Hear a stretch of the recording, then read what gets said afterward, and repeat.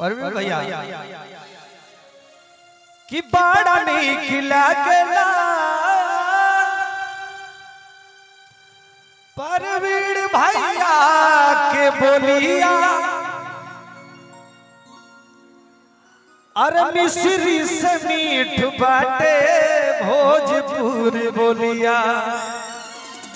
कि साथे रोशन भैया साथे रोशन भैया मारो दीदार बाड़े सावर नगोर बाड़े हो जैसन सोचले रहनी वैसन भैया मोर बाड़े सावर नगोर बाड़े हो जैसन सोचले रहनी वैसन भैया मोर बाड़े सावर नगोर बाड़े हो राजा कहे वाला हमारे परवीन भैया राजा कहे वाला हमारे परवीन भैया मछली शहर में उनकर बाट पूरा गौआ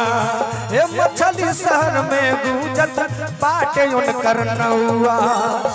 मनवा सपना सबके हाँ मनवा सपना सबके यहीं पे दीदार बड़े सावर नगोर बड़े हो जैसन सोचले रहनी वैसन भैया मोर बड़े सावर नगोर बड़े हो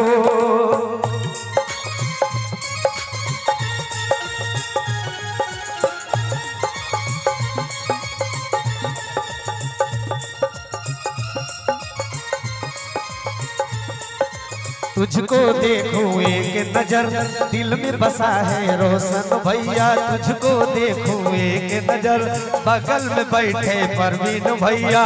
मुस्कुराते हुए दिल को अंजाम दे मुस्कुराते हुए दिल को अंजाम दे ऐसा प्यार मिला ऐसा दुलार मिला ऐसा प्यार मिला ऐसा दुलार मिला तुझको देखूं एक नजर दिल में बसे हैं दोनों भैया तुझको देखूं एक नजर बगल में बैठे रोशन भैया साथ में परवीन भैया मुस्कुराए साथ में परवीन भैया मुस्कुराए ऐसा प्यार मिला ऐसा प्यार मिला ऐसा प्यार मिला ऐसा प्यार मिला और मनवा के सपना